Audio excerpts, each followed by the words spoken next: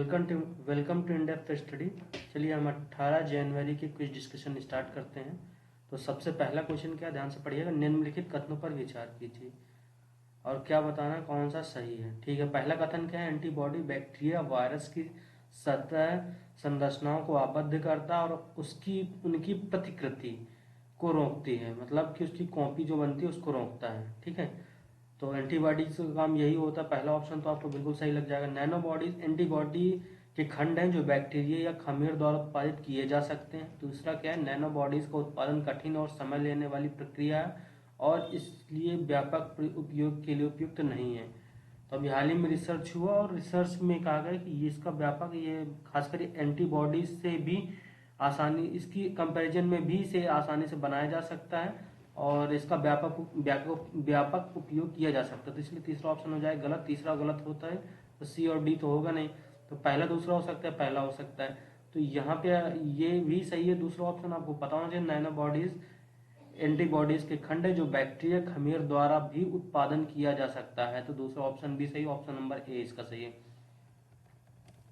Question number दूसरा क्या है, ग्रेट बैरियर रीफ दुनिया की सबसे बड़ी प्रवाल भित्ति है, कहाँ पर स्थित है। तो ये कहाँ पर स्थित है, ये ऑस्ट्रेलिया की पूर्वी तरफ स्थित, तभी पूर्वी और उत्तर मतलब ऊपर की तरफ है ऑस्ट्रेलिया के ऐसे।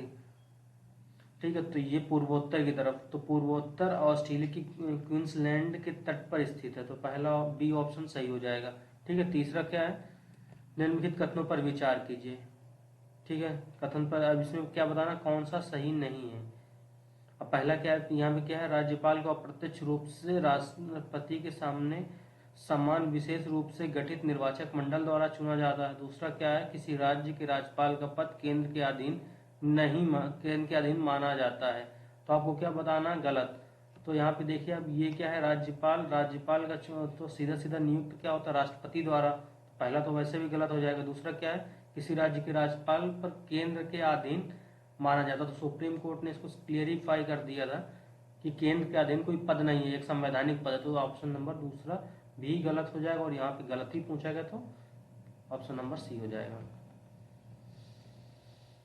क्वेश्चन नंबर चौथा देखिए, क्या निम्नलिखित कथनों पर विचार करिए, सही क्या सही कथन बताना है। तो पहला क्या है, ग्लोबल वार्मिंग पोटेंशियल, इसका एक मापन है कि किसी भी 1 टन कार्बन डाइऑक्साइड के उत्सर्जन के सापेक्ष ग्रीन हाउस गैस उत्सर्जन के 1 टन के में कितनी ऊर्जा का उपयोग किया जाता है।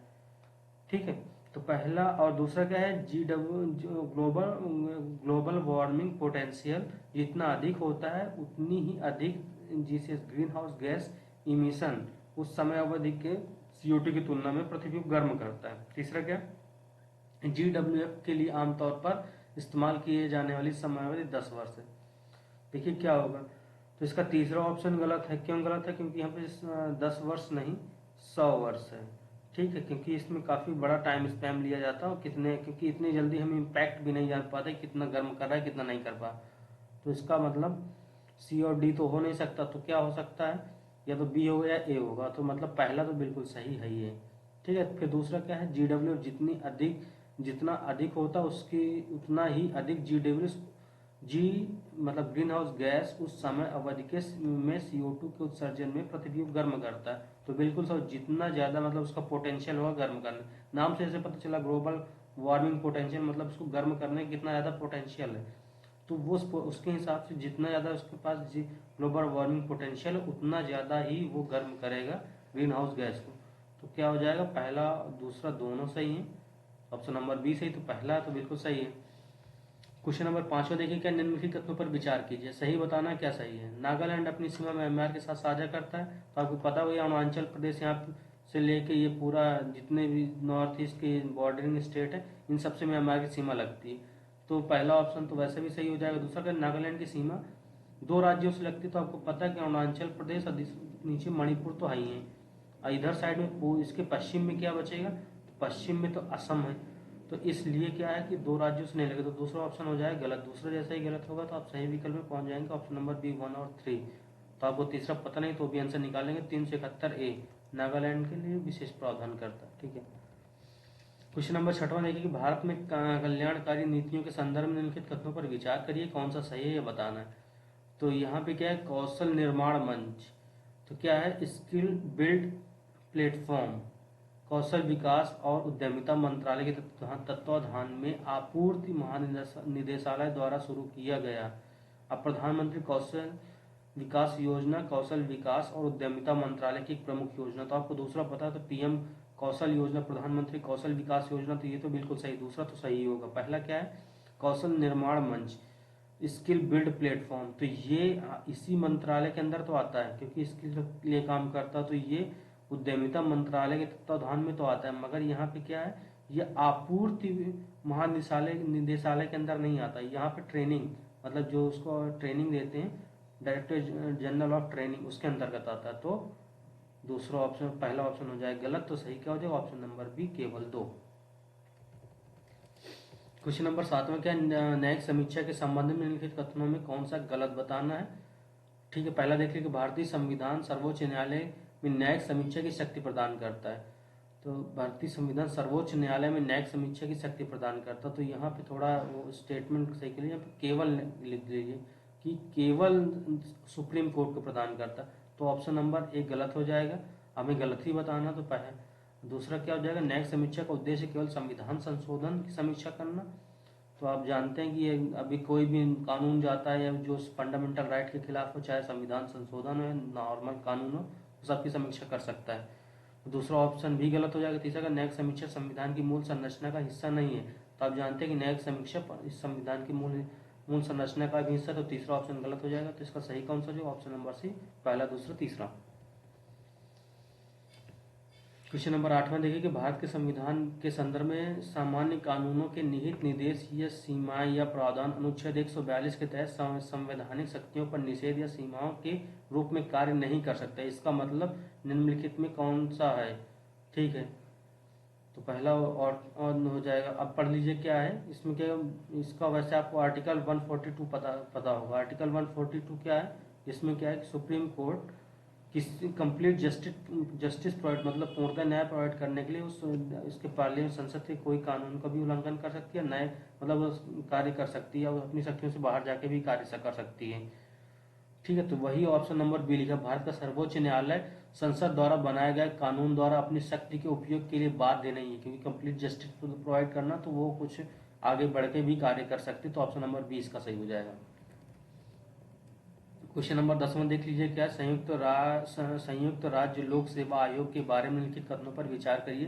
निम्नलिखित में कौन सा सही, वे संवैधानिक निकाय है, उनके सदस्यों की नियुक्ति राष्ट्रपति द्वारा की जाती है। तो ये आपको ये पता होगा, UPSC union public service commission और स्टेट पब्लिक सर्विस कमीशन, ये तो संवैधानिक निकाय हैं।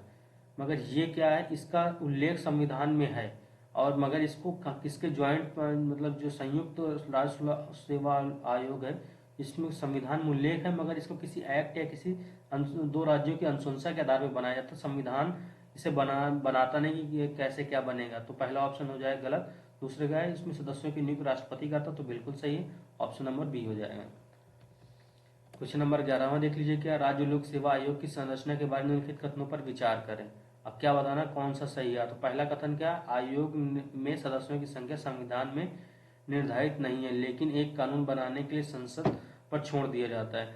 सदस्यों को या तो राज्य या केंद्र के अधीन कार्यालय रखना चाहिए। तो आपको पहला ऑप्शन तो पता है कि क्या संविधान में इसकी एग्जैक्ट संख्या नहीं निर्धारित की इतने होने चाहिए। वैसे 20 के आसपास 20 संख्या होती है ये लोग रखते हैं, और उसमें 10 साल के एक्सपीरियंस लगभग रखते हैं, तो उसमें इस कार्यालय होना चाहिए। ये इसमें क्या है कि लेकिन एक कानून बनाने के लिए संसद पर छोड़ दिया गया, तो ये है एक डिस्क्रिप्टिव विवेकाधिकार किसके अंदर है, वहाँ की गवर्नर के अंदर, कि वो कितने लोगों को इस आयोग में रखना चाहता। तो ये ऑप्शन पहला हो जाएगा गलत। दूसरा क्या है, यहाँ पे क्या, यहाँ पे व्यवहारिक रूप से तो सही है, मगर कहीं वहाँ पे उनकी योग्यता मतलब इस आयोग को जो बनाया गया राज्य लोक सेवा आयोग संविधान में, इसमें किसी तरह उनकी योग्यता का उल्लेख नहीं है। तो ये ऑप्शन नंबर दूसरा भी गलत हो जाएगा। तो क्या हो जाएगा इसका सही कौन सा है, ना तो 1 ना तो 2। ठीक है, क्वेश्चन नंबर 12 देख लीजिए क्या है, राष्ट्रीय नवाचार फाउंडेशन के बारे में निम्नलिखित कथनों पर विचार करिए। पहला कथन क्या है, ये विज्ञान और प्रौद्योगिकी विभाग भारत सरकार की एक स्वायत्त निकाय है। दूसरा क्या है, ये जमीनी स्तर पर तकनीकी नवाचार और उत्कृष्ट पारंपरिक ज्ञान को मजबूत करने के लिए भारत की एक राष्ट्रीय पहल है। तो यहाँ पे क्या है, कौन सा गलत बताना है। तो इसमें गलत कोई नहीं, तो ना तो 1 ना तो 2। क्यों, क्योंकि जो राष्ट्रीय नवाचार फाउंडेशन है ये अपने विज्ञान और प्रौद्योगिकी विभाग के अंतर्गत आता है। और दूसरा क्या है कि यहाँ पे इसका नाम से ही पता चल रहा है कि ये क्या नवाचार उत्कृष्ट परंपराओं को मजबूत करने के लिए बनाया गया, तो दूसरा ऑप्शन तो सही होगा ही होगा, तो दूसरा तो हो नहीं सकता। क्वेश्चन नंबर 13वां देखिए क्या, मतलब फॉरेस्ट फायर के संबंध में निम्नलिखित कथनों पर विचार करिए। कौन सा कथन सही है बताना। हिमालय की सबसे छोटी पर्वत श्रृंखला जंगल की आग के लिए अति संवेदनशील है। दूसरा क्या है, पश्चिमी हिमालय की तुलना में पूर्वी हिमालय के जंगल अधिक बार जंगल की आग की चपेट में आते हैं। तो तीसरा क्या है, जंगल की आग को फैलने से रोकने के लिए हरियाली या सूखे टहनियों के लिए बिना फायर लाइन स्ट्रिप का प्रयोग किया जाता है। तो पहला देख लीजिए क्या है। अब यहाँ पे दूसरा आप ऑप्शन ध्यान से पढ़िए, इसमें क्या दिया हुआ कि कौन पश्चिमी हिमालय और पूर्वी हिमालय में कंपैरिजन किया किसमें आग की ज्यादा लगती है। तो आपको पता होगा कि पश्चिमी हिमालय, पूर्वी हिमालय, वहाँ पे वर्षा ज्यादा होती है, वहाँ आर्द्र जलवायु है, तो वहाँ पे मतलब क्या है, वाष्पीकरण ज्यादा, या वहाँ पे दलदल टाइप में चीजें रहती हैं, वहाँ सदाबहार वन है। तो आप ये समझ सकते हैं। और नदियों का भी, वहाँ पे नदियाँ भी काफ़ी ज़्यादा है, मतलब जो उनके जंगलों से बीच के से होके बह के जाती हैं। तो इससे पता चलता है कि वहाँ पे जल की आर्द्रता ज़्यादा है, तो इस वजह से वहाँ पे संभावना कम होनी चाहिए। तो दूसरा ऑप्शन हो जाएगा गलत। दूसरा जैसे ही गलत होगा तो आप सही विकल्प में पहुँच जाएंगे, पहला और तीसरा। तो पहला क्या है, यह हिमालय की सबसे छोटी पर्वत श्रृंखला जंगल की आग के लिए अति संवेदनशील है। दूसरा क्या है, जंगल की आग को फैलने से रोकने के लिए हरियाली या सूखी टहनियों को बिना फायरलाइन स्ट्रिप का उपयोग किया जाता है। 3D प्रिंटिंग के संबंध में लिखित कथनों में कौन सा सही है, सही कथन का चयन कीजिए। मतलब 3D प्रिंटिंग के कौन से प्रयोग हैं। सबसे पहला क्या है, 3D प्रिंटिंग में आप जानते हैं कि वो पूरी तरह से उस सेम टू सेम स्ट्रक्चर बन जाता है। कि अपना नॉर्मल प्रिंटर 2D निकालता है, फोटो निकाल ली, वो क्या उसके अंदर पूरा पूरा जैसे स्ट्रक्चर था सेम वैसे स्ट्रक्चर बन जाता है। उसके हिसाब से देख लीजिए। तो बायोनिक कान का निर्माण, तो बिल्कुल जैसे कान है वैसे नॉर्मली कान का निर्माण किया जा सकता, तो बिल्कुल से आप दूसरा तो समझ सकते हैं कि दूसरा तो सही होगा। अगर दूसरा सही होगा तो आप देख सकते हैं पहला दूसरे में नहीं है और ना तो सी में है। तो फिर इसके बाद क्या देखिए कि तीसरा देखिए, मोटर वाहन उद्योग, तो बिल्कुल सही। जैसे मोटर वाहन के जो कोई पार्ट बनाना उसके लिए भी 3D प्रिंटिंग का प्रयोग किया जा सकता है, और सर्जरी के लिए भी प्रयोग किया जा सकता है। तो इसके लिए इसमें कौन सा, वैसे भी साइंस टेक्नोलॉजी के सभी विकल्पों की संभावना बहुत ज़्यादा होती है। तो इसका ऑप्शन नंबर डी सही हो जाएगा। 1 2 3 4 5। निम्नलिखित कथनों पर विचार करें, कौन सा सही है। पहला कथन क्या, भारत में राज्य सरकारों के पास गैर कोयला खानों की नीलामी करने की शक्ति नहीं है। दूसरा क्या है, यह आंध्र प्रदेश और झारखंड में सोने की खदानें नहीं है। तीसरा क्या, राजस्थान में लॉ ऐसी खदानें हैं। तो आप ये जानते हैं ये यूपीएससी 2018 का क्वेश्चन है।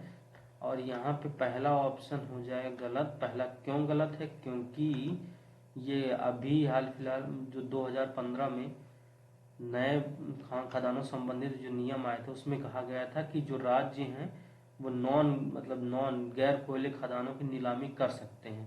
पहला यहाँ पे क्या लिखा, कर नहीं सकते हैं, तो पहला गलत हो जाएगा। तो ना तो ए हो सकता है ना सी हो सकता है, तो मतलब दूसरा हो सकता है तीसरा हो सकता है। तो आपको पता, आंध्र प्रदेश, अब जैसे झारखंड में स्वर्ण रेखा नदी है, तो स्वर्ण रेखा क्यों नाम पड़ा हो, तो क्योंकि वहाँ पे लगभग सोना हल्का फुल्का पीली कलर की स्वर्ण के वहाँ पे आसपास में सोना पाया जाता होगा, स्वर्ण खदान होगी, अंदाजा लगाया जा सकता है। और दूसरी बात, आंध्र प्रदेश में भी इसकी खदान है, तो दूसरा ऑप्शन हो जाएगा गलत। तो तीसरा सही है, लॉ, राजस्थान में लॉ ऐसी खदान है। तो option number D. Thank you.